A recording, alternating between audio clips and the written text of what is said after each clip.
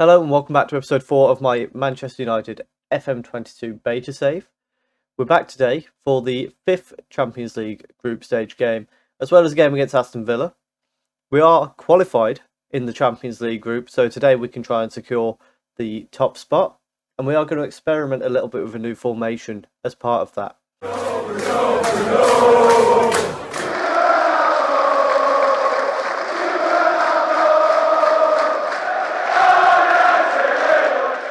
Just want to start by saying if you are enjoying the content so far, please do drop a subscribe down below.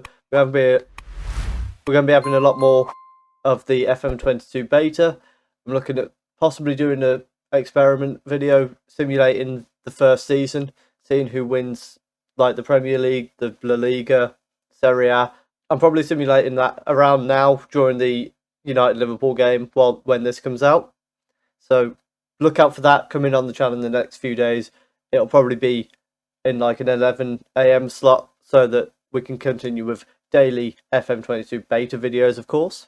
Since you were last with us when we beat Inter Milan, we then beat Arsenal 3-0 with Ronaldo, Martial and Lingard getting on the score sheet after Kessie got sent off after the first goal. We then followed that up with a 3-1 win against Everton. Early goal from Calvert-Lewin, but we rolled it out through Paul Pogba and 2 goals from Ronaldo. We then beat Leipzig in the Champions League in the home game. 1-0 win thanks to Cristiano Ronaldo. He's a little bit good. Don't know if you've heard of him, but he's a decent player. We then beat Wolves 3-1. Again, went down early on, but then in the second half, Sancho, Ronaldo and Pogba secured us the win. Then we went away to West Ham, similar to what we did in the EFL Cup. But this time we went with a stronger team, came out with a 1-0 win thanks to Paul Pogba. We then travelled to the away game against Leipzig. We rotated a little bit more for this one because we were kind of in a position where we were looking to qualify for the first knockout round. So we rotated a little bit. We Ronaldo, Bruno and Pogba to rest them for that game. Came out with a 1-0 win thanks to Jesse Lingard. Then we beat Southampton 3-2 in probably our most hard-fought game of the season so far.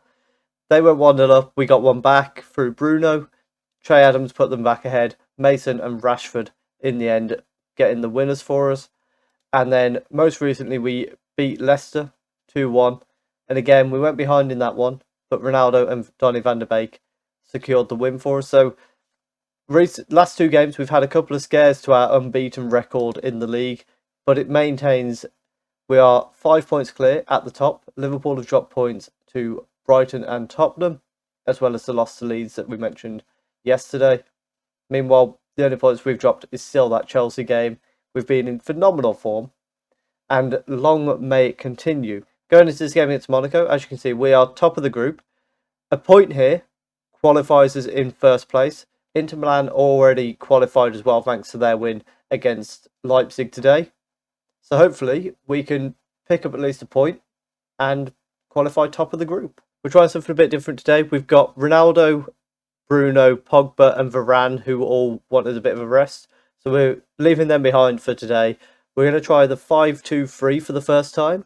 The reason for this, it just gives us that extra option if it works. We're rotating the players, so it may not be a true reflection of how it's going to perform with a first 11. But despite that, I thought it's a good chance to test this out, see how it goes. Let's get into the game. We've got De Gea in goal, a back three of Pavard, Lindelof and Maguire, Delot and Telles as the wing-backs, McTominay and Van der Beek in the middle, with Greenwood on the right, Rashford on the left and Cavani through the middle. Early on, we've got a free kick. Telles sends it in. It's headed back to him, though. Gets it to Rashford on the edge. Oh, he ends up on the wing and doesn't go out for a corner. He's got another chance to get a crossing, though, if he can beat his man. Gets it to Telles on the edge. Pavard. Oh, he strikes it and it hits the bar. We know Pavard can hit them like that. Rashford with a free kick from deep. Gets it to Lindelof. And it's a fantastic save from the keeper. We come back. Monaco on the ball. Fofana out to Henrique. Golovin with a ball across the top to Ben Yedder. And De Gea makes a fantastic save at his near post. Lindelof and Maguire didn't quite have that one covered there.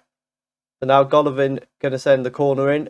And Maguire with a big head to get it away. Throw in for Monaco deep in their own half though. Fofana back to Henrique. Bit of pressure from Van der Beek. But they play their way out very nicely. Disasi goes to Aguilari. Tuchemani collects the ball now. and he goes forward to Volland. He goes back to Tuchemani, and we're just slowly pressuring them. We're not too desperate to get on the ball here. Back with the centre-backs again. I think Monaco are playing just a flat 4-4-2. Tuchemani with a ball over the top, but intercepted by Pavard, but straight back to Tuchemani. Volland through to Ben Yedder.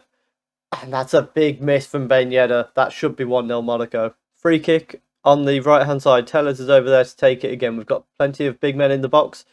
Far post, McTominay. That's 1-0 to Manchester United. Scott McTominay with the goal. I think this is just after he's had his 100th appearance for the club. And a great ball. The keeper's come out, not managed to get there. And McTominay heads in. So we've reached half-time. We're still 1-0 up. The one thing I did notice in that first half was Monaco managed to get in behind us a couple of times. So what we are going to do, we've swapped the defence around a bit. Pavard's gone to the left centre-back. Maguire's gone into the middle. And then Lindelof as the right centre-back. Which I think it just suits Lindelof a bit more being on that side. And Maguire being the one that sits a bit deeper will work out well as well, I think. We're going to drop the defensive line just back a touch in the hopes that we can just prevent them getting in behind quite as often as they have. We're going to make a change here with Rashford coming off. He's going to come off for Elanga, who's just going to get a bit more first team minutes in him. See if he can continue the good form that he was on. Our next change now, we're going to bring Cavani off up front. And then Greenwood's going to go up front so that Amad Diallo can go out on the right-hand side. Throwing for Monaco here. Greenwood has quickly got it away. And then it's coming back at us from the opposite side now. Aguilar trying to get past his man. Elanga's tracking back well. Cross goes in though. And Volland has headed it into the back of the net. A very good header, I will admit. De Gea, not really anything he could do about it. I would like to question who was meant to be stopping that header, because they haven't done a very good job of it. So Aguilar here gets the cross past Elanga. Lindelof seems to have been a bit ignorant of Volland being there behind him. Final change, we're going to bring Hannibal on for Van der Beek. Reason for that, Van der Beek picked up an injury and he's only recently returned from it, so we're just going to monitor him and just give him that little bit of rest at the end of the game. Throwing on the right here is Delo gets it to Amad. He drills a ball inside to Elanga, back to Amad. Great bit of play, and then Diallo sends it over the bar. So we've seen the game out at 1-1. In all honesty, I'd say with that 5-2-3, done a job. It's got us a point, which is what we needed to finish top of the group. However, what I would say is, in terms of usage in other games, maybe it's due to not being familiar with it yet. They didn't really have the finesse of what the 4-2-3-1 and the 4-3-3 have. On the flip side, it could be because we did rotate. It wasn't the full 11. So it'll be interesting to see. We'll try it against Inter Milan in the final group stage game. I'm not sure about trying it in too many other places as of yet. We'll have to see how it develops. Editing Andrew here. Turns out, during the entire Aston Villa game, I had my microphone muted. So what we're going to show is just the goals from that game. And then we'll come back for a little outro. And I'll just kind of voice it over. We'll figure it out. So we had a throw-in on the left-hand side. Tellers and Bruno exchanging the ball. Van der Beek with the cross, which Greenwood put into the top corner with a fantastic header to put us 1-0 up against Aston Villa. Fantastic start. This was only a couple minutes into the game. And you'll see here on the replay, just a little exchange here where Bruno lays it off to Van der Beek, and it's a lovely curling cross into the box for Greenwood to header into the back of the net. We then followed that up with a long ball forward from Maguire, which finds Tellers on the left, plays it back to Ronaldo. His cross is blocked, but falls to Greenwood, and then Rashford buries it to make it 2-0. We do get a VAR check on this one. So Bruno with the nice knockdown to Greenwood, who unselfishly plays the ball through to Rashford. And let's have a look at how that looked on according to VAR. The nod down by Bruno was brilliant. At the time, I thought this was just offside.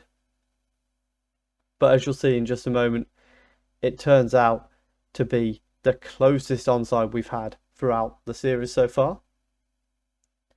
Next up, we had Telles and Van der Beek exchanging the ball. Bruno Pogba with the ball through to Rashford, and then Ronaldo tripped in the box. And it's going to be a penalty for Manchester United. It was Kessie that played the ball out to Telles. Don't know where I got Pogba from. He didn't play this game. So we get the penalty review. Penalty gets awarded. And of course, Cristiano Ronaldo stepping up. What else do you expect other than him to bury the chance? Of course he does. And that put us 3-0 up before half time. And it was going really well. Villa hit the bar later in this game a couple of times, if I remember correctly. They definitely hit it at least once. But then for our fourth goal, we had the ball go out to Telles on the left. Rashford played it back to Telles, finds Ronaldo further forward, plays it back to Bruno, who plays a beautiful ball for Greenwood to volley into the top corner. Again, a VAR check comes in, but it's going to be absolutely fine because, of course, it is. We're 4-0 up, absolutely cruising, and when you see on the replay, you can really appreciate how good the volley is from Greenwood. The layoff from Fernandes, through ball, brilliant volley. Keeper stands no chance, and that's a very good goalkeeper who pulled up a couple of world-class saves in this game. One very early on from Ronaldo as well. But very nice goal from Greenwood. And then after the game, we went back, and what we're going to do is we're going to come back for the Liverpool and Man City game. So we're going to skip past the Tottenham game in the middle, just because I don't really want to play against Tottenham when I've got Liverpool and City either side of it. So if you have enjoyed that, please do leave a like down below. Comment what you think is going to happen in that Liverpool-Man City game. Let me know what you think is going to happen in the United-Liverpool game today. And subscribe if you are enjoying the content on the channel so far. Thank you very much for watching.